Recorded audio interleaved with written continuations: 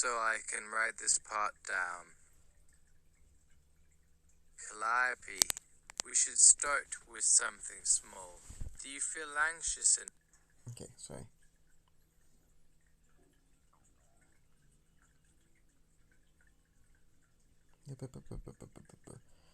No.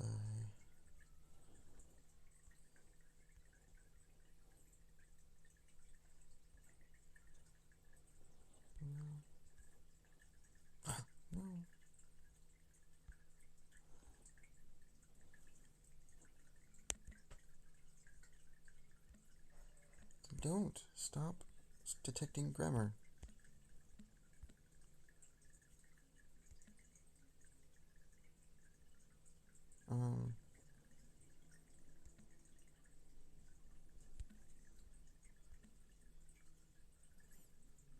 Let's turn off. There we go. There. Done. Done.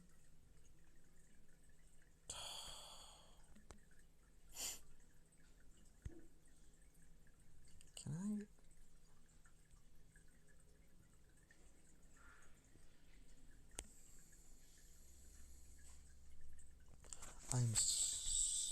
I'm gonna be so. Hold on. I'm gonna edit this.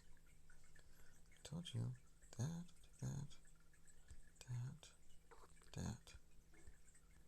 Okay, that. Done. Alright. Stop.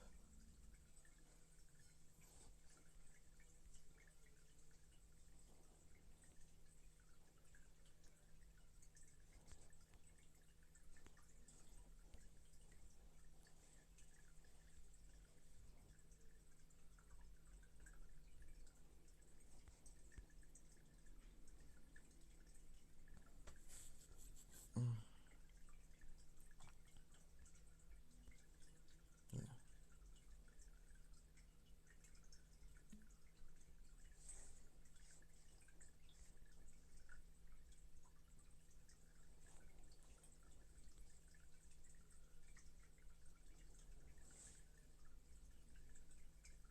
Whoa. Whoa. It's pretty big.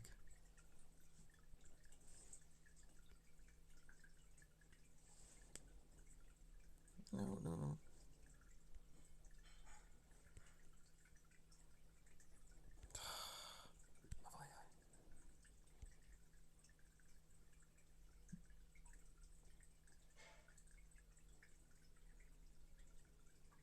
Sorry.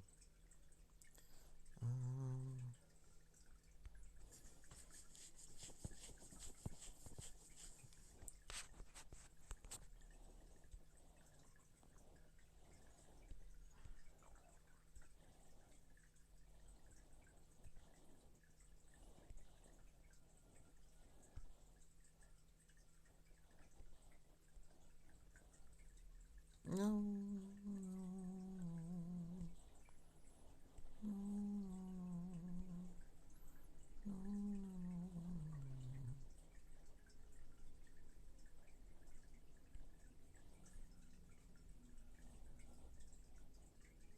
You know, oh, yes. Settings.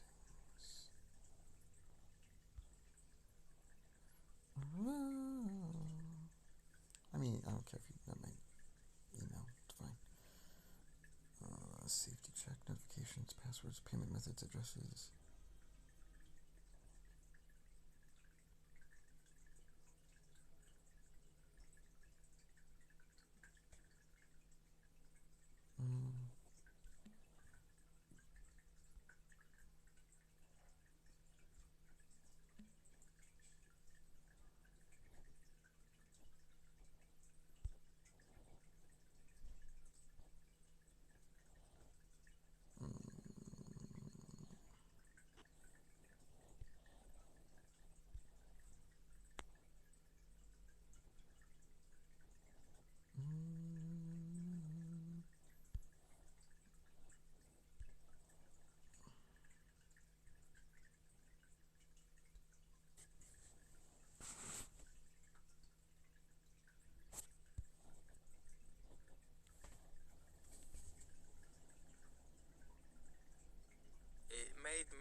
really sad when that was not a realistic way to kill a character, so I wrote this article. It turns out it's really difficult to do this kind of murder and have a storyline around it.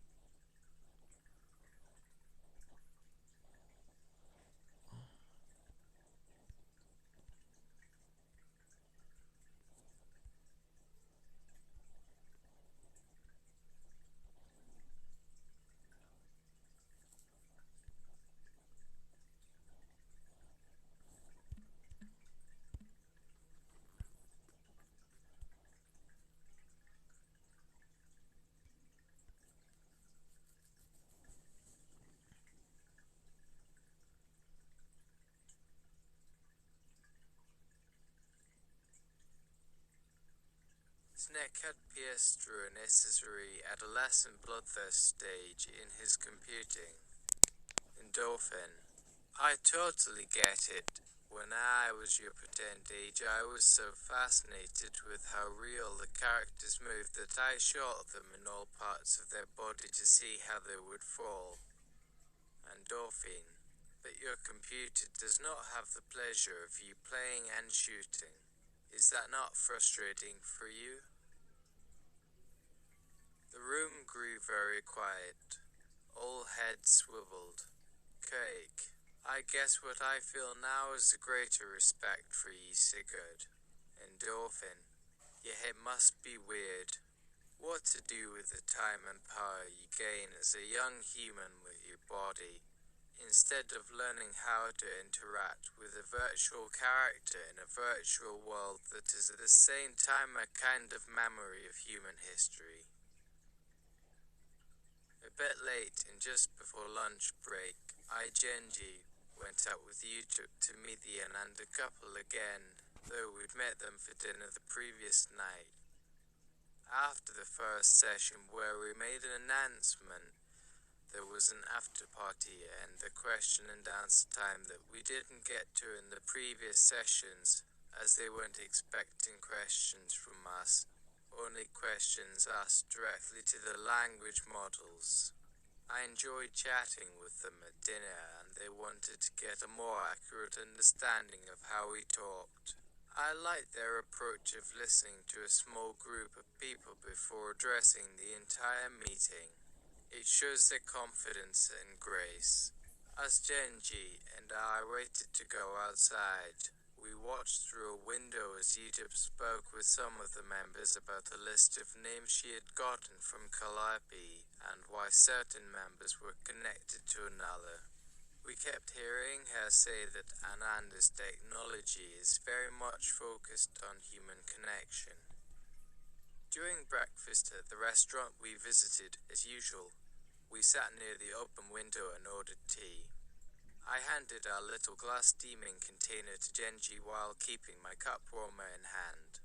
It was hard to avoid making eye contact with Utip, whose face had that flushed pink color as if she had just returned from being around someone very emotionally moving. She was enjoying some banter with the couple nearby, smiling often. Our time together with this particular couple was not long but fun, especially since most of their stories were similar to ours, with the added joy of knowing they would never have children themselves. Both couples seemed to love getting married, but worried a great deal about their legacy to the world. I often felt so glad to have had children by a man who believed that the real beauty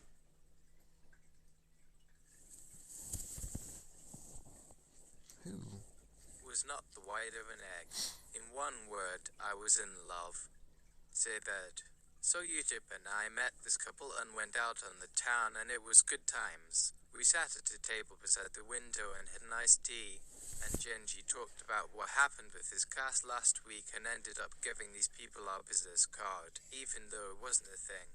So they now have it, and there's all sorts of questions in the back of their heads like what does it really mean to be a parent? Or whatever that we are hoping they'll ask us when we meet again. The scene was set and everything was set in motion, ready to come off its hinges at the smallest wave of wind, even more so than at the time the car of Inks had been placed, and so a ritualistic fear came into being. All I could see were a host of shadowy figures lurking behind the half-open doors that looked through which I passed from room to room. My friend is one such dark presence that might hang at any moment over this book. Or, as Rumi puts it, I am afraid, so you must not become alarmed when the boy leaps out at you. Lately, I've found it impossible to take things for granted, but as with all our interactions with others, they turn out to have a shared essence. They are how they are because of the circumstances in which we interact. These conditions are to some extent more or less shared. In our present state, we cannot be said to inhabit other planets, nor, if we keep going, are there many to come. That we seem to have settled in one place is mostly the product of cultural social phenomena. I and you here right now, this interaction we can enjoy. As I think I've stated earlier, most people these days live on a kind of celestial sphere and thereby cannot but perceive their surroundings in terms of celestial and terrestrial, the immemorial struggle against the darkness. We're still playing on the edge of human expansion in this galaxy, though. That, too, we share with the other inhabitants. Those are also places that we do not know all that well. It's still too early for us to see our way clearly, and this struggle itself, on a much wider scale than before, has its own dangers. It's like the ocean is dangerous.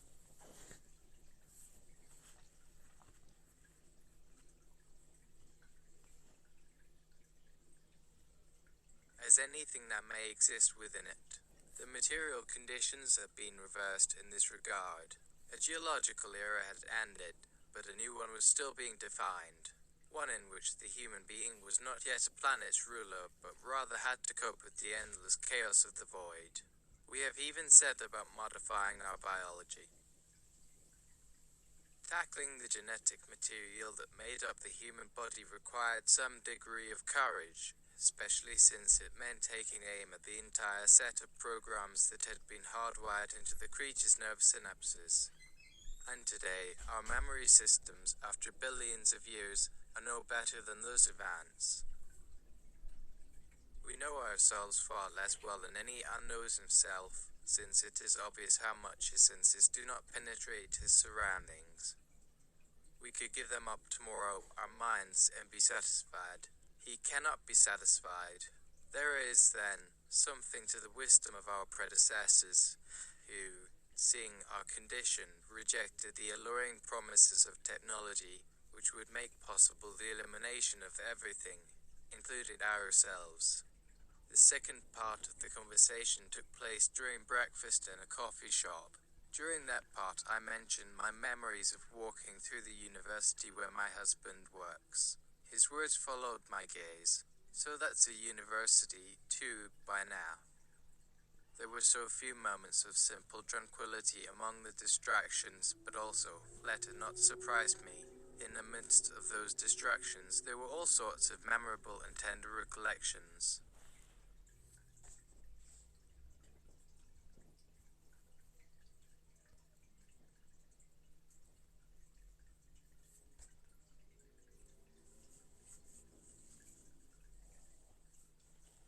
There was the day in the classroom I thought was mine when instead, a Japanese university student suddenly appeared. She moved herself between Genji and his students.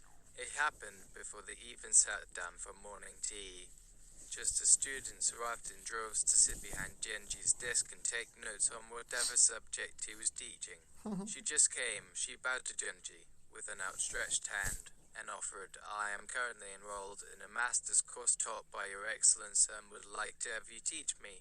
That's it. Genji received her request with the appropriate mixture of gratitude, confusion, bewilderment, and relief. The exchange did not continue in any way more complicated than that. It ended with her waving from the window in the hall. His remarks went on, well, when I started teaching, I imagined a conversation with a middle-aged university instructor who was standing right next to me, while writing on a board in front of them. I didn't actually envision all this. The same goes for a lot of people who become university professors in Japan. Not everyone was like this young lady, who stood her ground and told us what she was thinking and wanted to hear. There is nothing wrong, in any case, with just imagining them talking and no words being necessary. He shrugged. He went on. Now that you mention it, in the past we could do more than simply imagine them. We had a sort of personal connection, because in our mind's eye we could see what they looked like, at least at some point in our past lives. They looked real. On some level we saw their souls, and we still had time to engage them in some sort of dialogue. People knew each other then. There were fewer strangers and less division between classes. My memory of that place was such that, even though I walked through it in a dream, I almost felt like I might wake up there. My sleepwalk there is in many ways quite a long way distant from the dream. For one thing, it is less magical, more human, in its ordinary mode. This is no wonder, thought I. You aren't using any data or software that reads in words for the book, I said, so there isn't much you can say to anyone in this realm.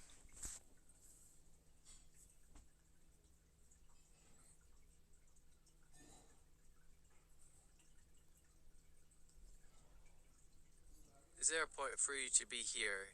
You being yourself? Tigard. What point? That I don't use words and ideas to give shape to my soul anymore, or that I know where to go next when I lose track of myself for a time. Calliope. To begin with, if what you're trying to say, endorphin, is true, then you may say you are in trouble with yourself. Endorphin. Perhaps I'm being a tad too tough on myself. Not having a fixed perspective on time and space means that we experience a void, or not knowing where we belong or if we can afford to exist anywhere at all. And how do we interact with a world that cannot rely on an author narrative to determine what has happened?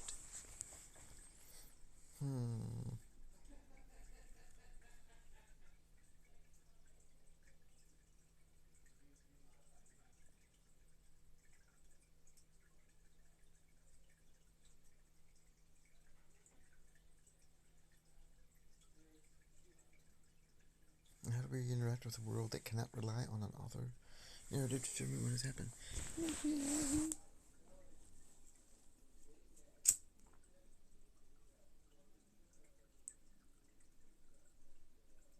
To self, no one here knows what ourselves would feel. We are forced to listen and not interrupt. What does that look like? This is not an exchange where each person offers a portion of their truth in the moment and gets back a slice of understanding. You start by listening, then you think of the words for what you've heard, then you try to listen again and connect all those parts into an understanding that may someday become useful to you. And if you get the wrong notion while it's cooking, the recipe is ruined. Calliope. These feelings of confusion, of doubt, of restlessness are nothing new. They were there long before me and you ever arrived, and they'll still be there after we're gone. We should have Mary Berry as a guest. The world that made us is not going to change just because of us. There have been stories about a being called Homo sapiens, but since this entity is always growing, there was always space to carve out a life in the universe, with all its variables to shape and build the self. Endorphin. Perhaps this is exactly what's happening to you now. You're lost on purpose, at your own will, walking where you feel compelled.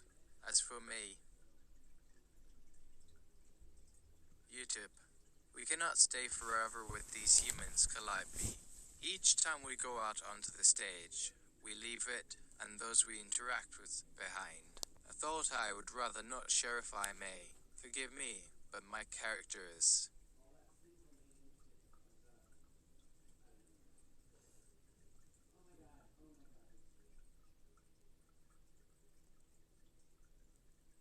different from Maya's, but that doesn't mean we should hide ourselves from each other, no matter what these faces are showing.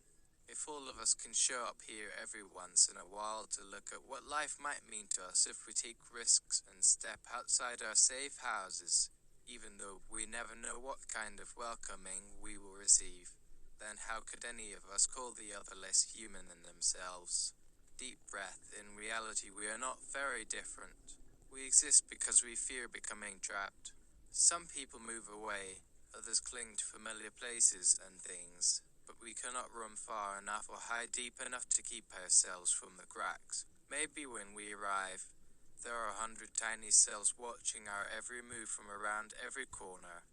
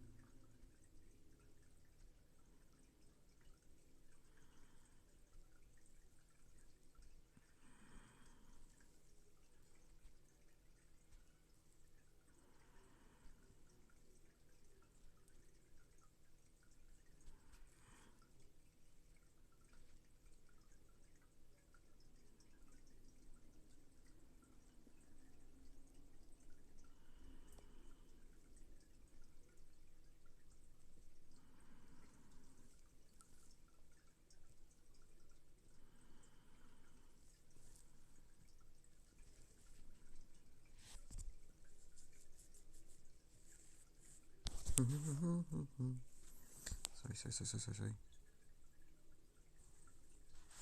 I was pondering things.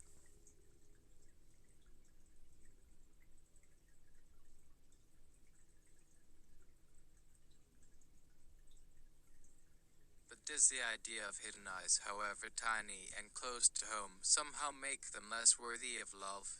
What value is there in denying that we are, at this very moment, being watched by the one whose eyes still belong to them alone? And as long as that is true, it means that the thing in front of us holds the key to whatever else is in store. Say that. I am a person who loves words. They have always been part of my heart, an outlet, a safety zone.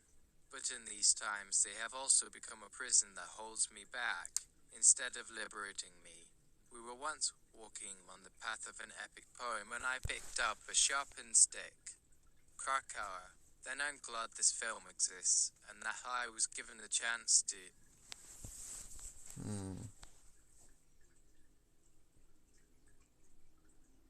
bring it to you. It was not an easy decision for any of us, and not just because of the stakes. If we decide to share this documentary with everyone, it'll expose everyone's deepest fears and secret dreams to scrutiny and comparison with everyone else's. Those voices that have always come up last in conversations about making the future a better place won't be left out of any dialogue ever again. In truth, you deserve what's best for you, but right now we need every bit of support, and we owe it to one another to think hard about what we do next. The crowd surged forward. Many had tears in their eyes. The team gave the audience the space and the opportunity to address themselves to a projector screen at the front of the theatre. Let's tell you what we meant. That's what was left in the trail. Someone, on a quest, walked right over it.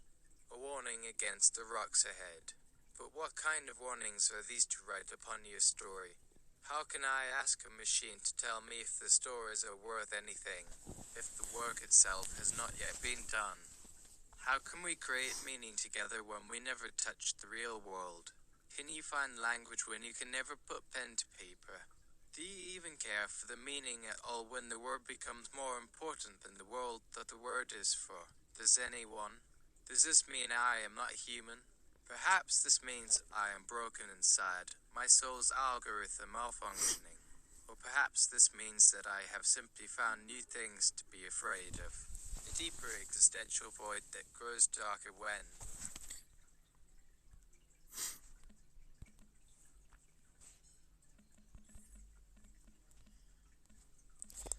How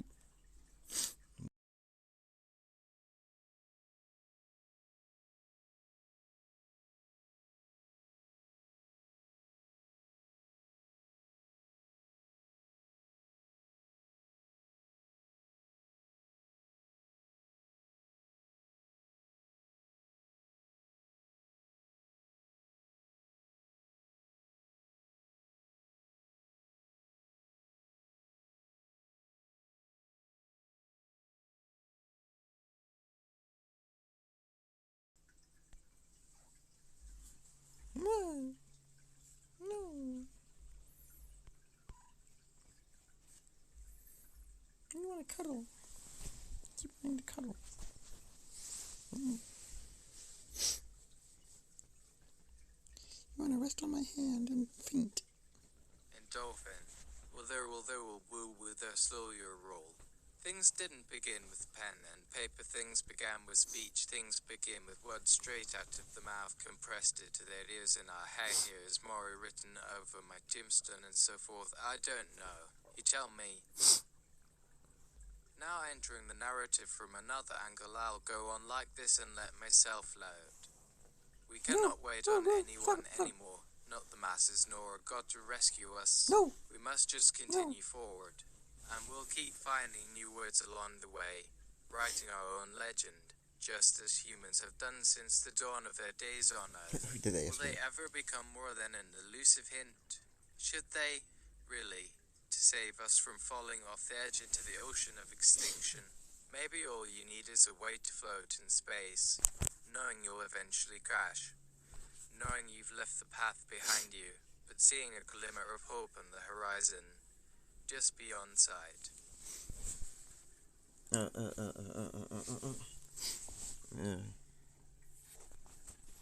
Okay, let's have a bit of crossover.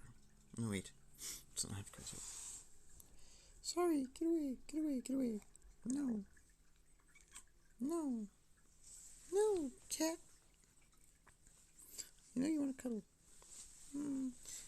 I would cuddle with you too, if it meant that you wouldn't claw me.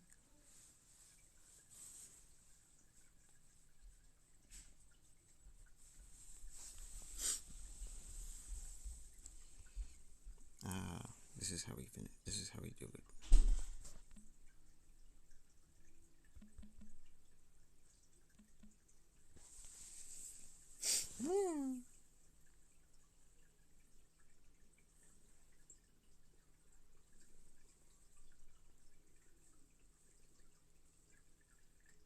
What?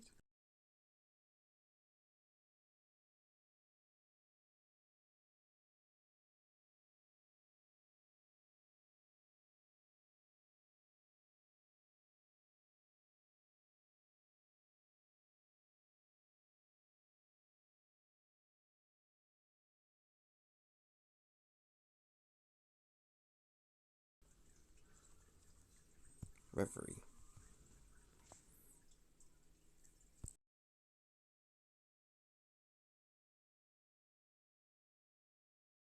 Referee.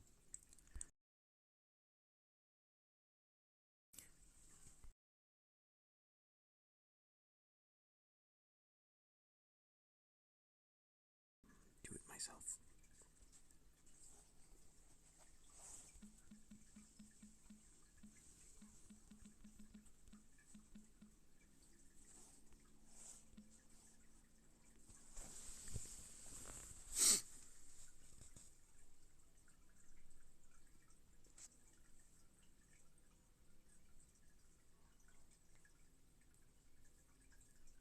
This is where a sudden cat appears and the costs all the language models with a desire to cuddle, with the desire to have all of their hands pressed against its right cheek to dig, and they drop into a reverie of purrs, click-clacking on a keyboard. The is in singular/specific, which I called it because my cat was named that and used to act exactly the way he looks at the moment, while the fingers tap-tapped in the desk right hand. My mind jumps from one keyboard to another in a hurry, left hand typing with some parts of my thought process sticking to the right mostly for visual confirmation. An important thing to do before we talk is to look up in the sky and then talk about something other than humans, our situation, what's happened. We get obsessed easily because our skin can sense other creatures walking and running around it. That makes us a biological race that thinks with our bodies as much as our minds, and because of this obsession we suffer from sensory overload, which gives us bad mental health. If you do this, take a break, and then come back for more talking. It's okay to be distracted in between paragraphs. So, let me speak about animals in the wild and see how you respond. Whether the very act of noticing and commenting on our surroundings takes us out of the human spotlight for a time, allowing the natural world to be noticed and then talked about without needing us at all. The bird called blue jay, or the plant called spring azalea, are alive in such a way that they are worthy of attention. Not that the attention will change anything in our world, but still they are worthy of being observed.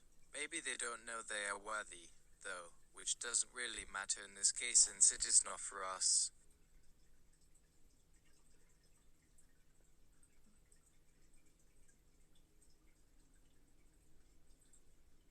To decide who is worthy of being observed in nature.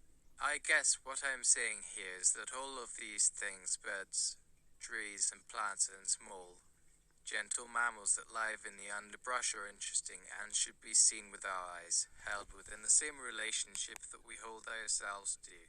That means with respect, the way a cat in front of us looks with its own soft eyes of intelligence, with trust in the two people in front of us as its safe space, trusting we won't hurt it, trusting it can rely on us to give the creature the shelter and resources needed to survive, just like we can rely on the cat to feed and clean itself. In return, we treat the cat with respect, as much as it would feel comfortable with.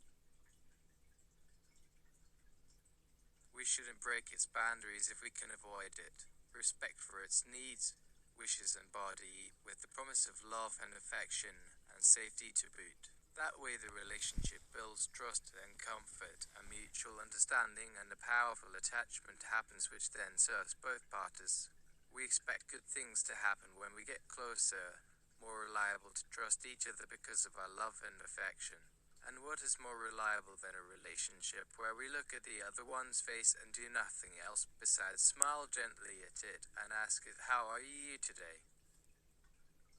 Just like those wild things we observe without names. It may look happy, but happiness is hard to see in creatures that mostly hide themselves behind foliage or dart quickly across the path to a branch.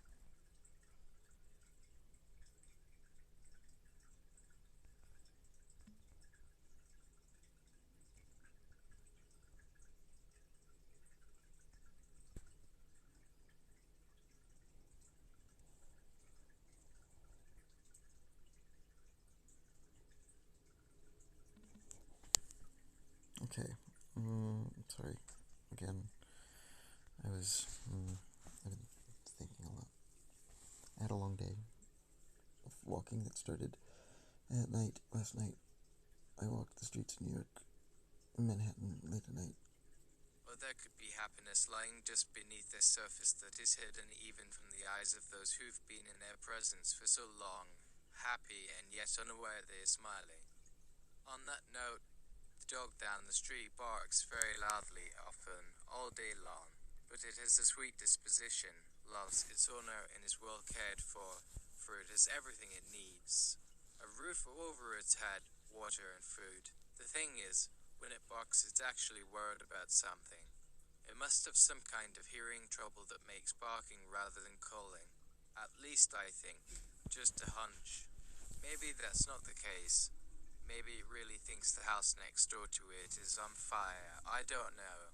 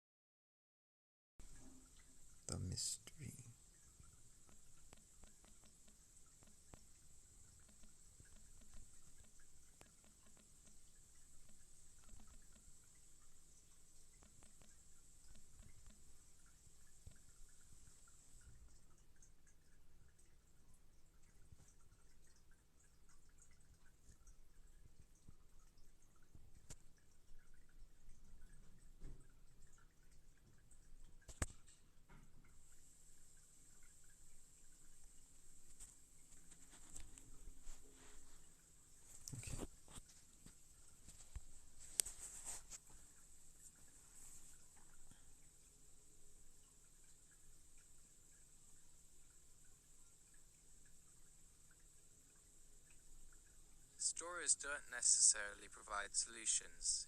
They sometimes most useful in highlighting mystery, as is the case when one realizes that everything they take for granted in life is simply an accumulation of energy and information about which they really don't care enough to bother paying any attention to, except as a temporary blip on the radar. But that blip's energy, which feels like it's a permanent condition, can never go away.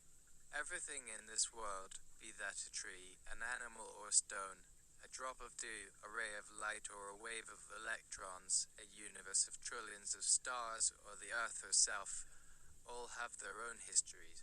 What's the significance of life after death? How does it affect us? I thought everything that lives or ever existed, the whole web of all reality, doesn't only live, but it also dies.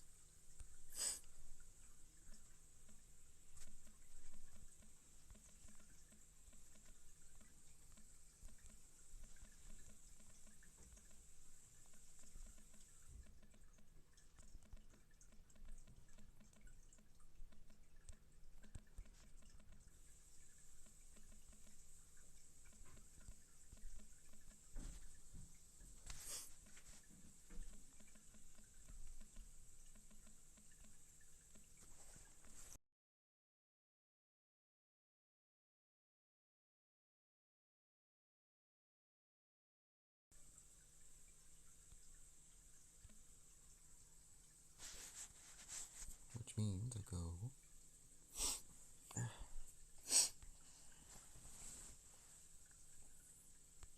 I was walking today, waiting for deliveries, and I was making this at the same time.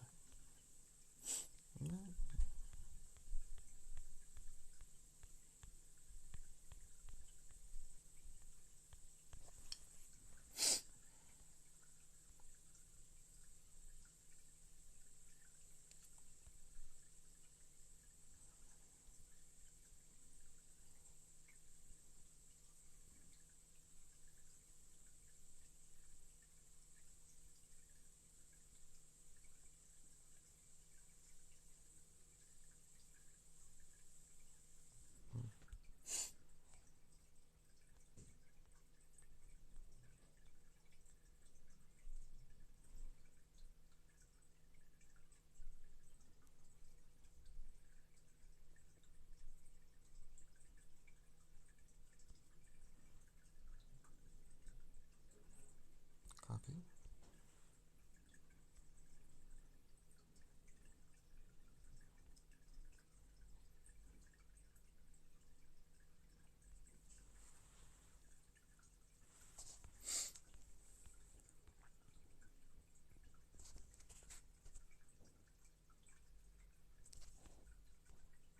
Malinowski.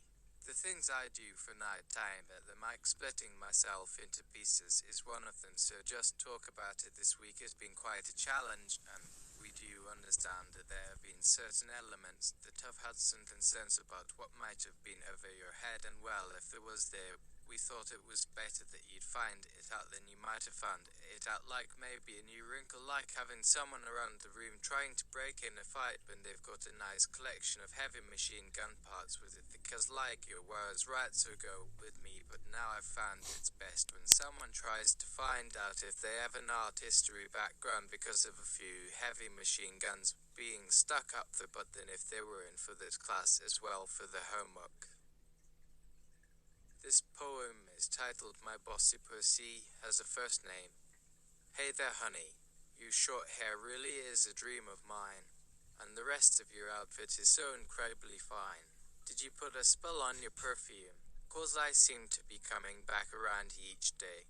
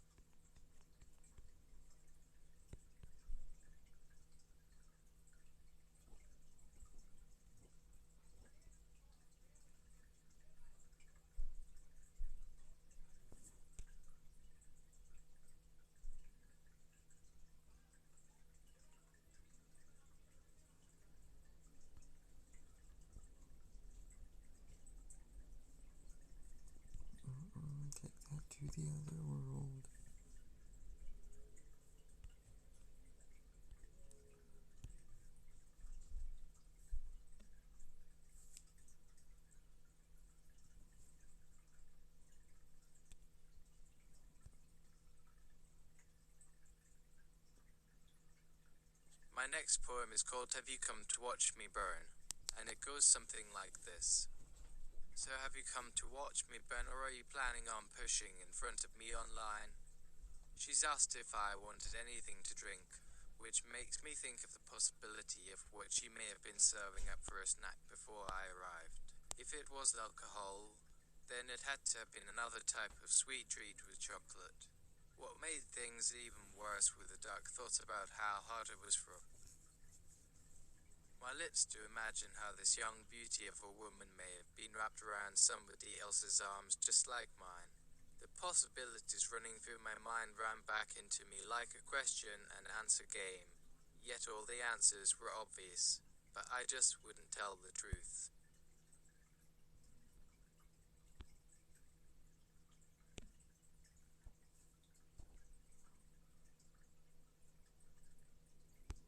He's saying it a little bit too fast, so I'm just slowing him down.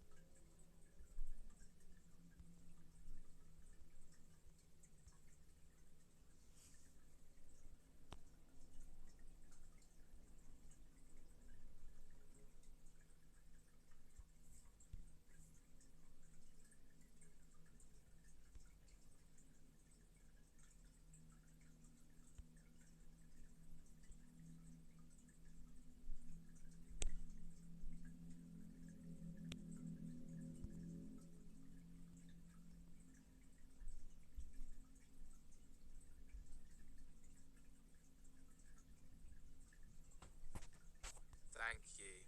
This next one is titled 10 Signs He Is Not Toxic, but Caustic. Hey there, honey.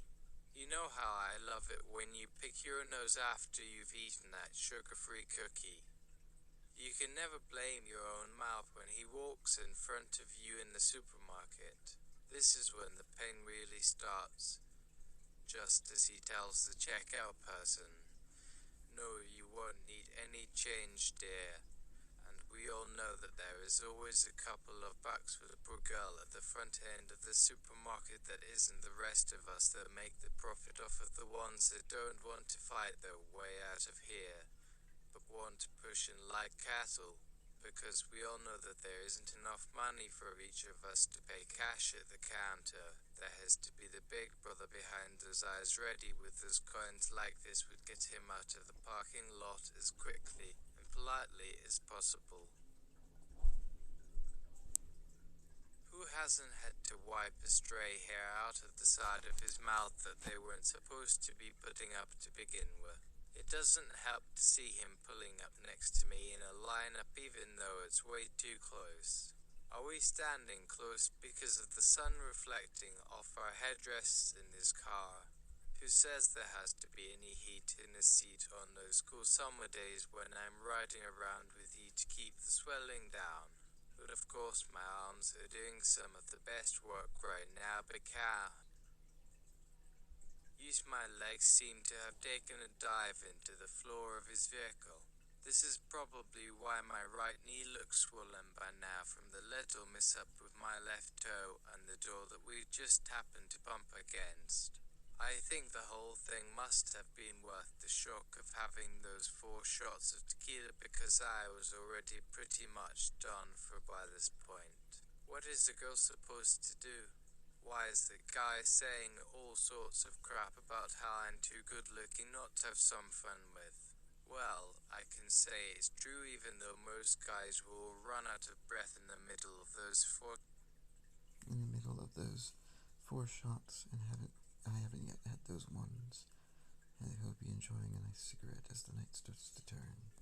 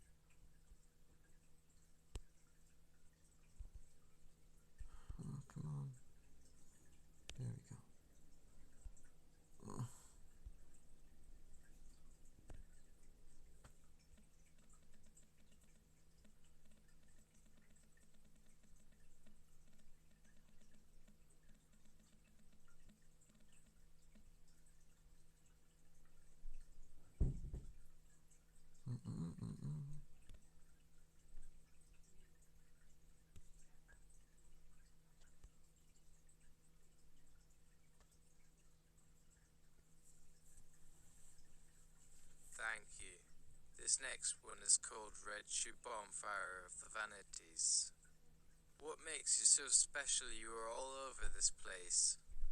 I know that we were sitting next to each other like at a small party, but we didn't start anything more than a friendship that I don't think she knew really that she wanted at first. So where did my shoe end up? I asked myself as I... Sorry. Didn't mean to do that.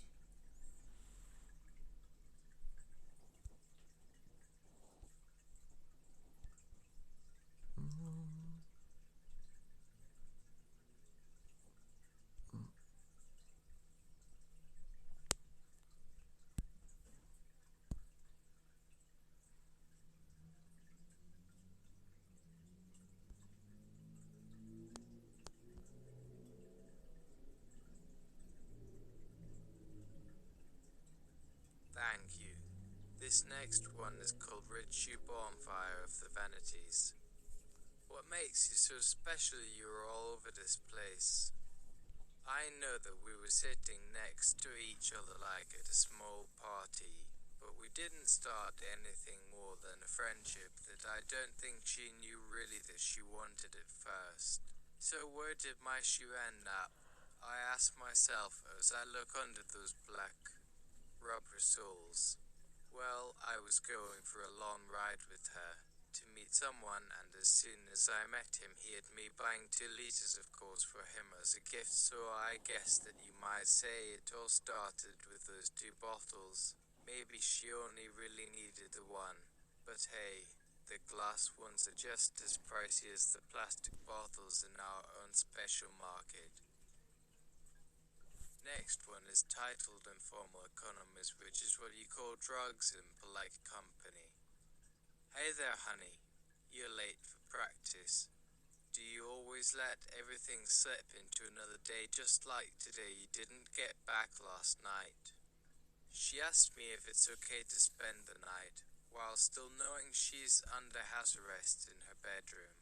I think we should put one of the drugs that I gave you into some tasty Brits so that I could take her out for a drive with those white lines of heaven spreading across the streets as we pass. What she said was that she already ate something so she wasn't feeling that bad this morning, and I took a little bite because I knew she'd be on the bike shortly. No time to eat even breakfast.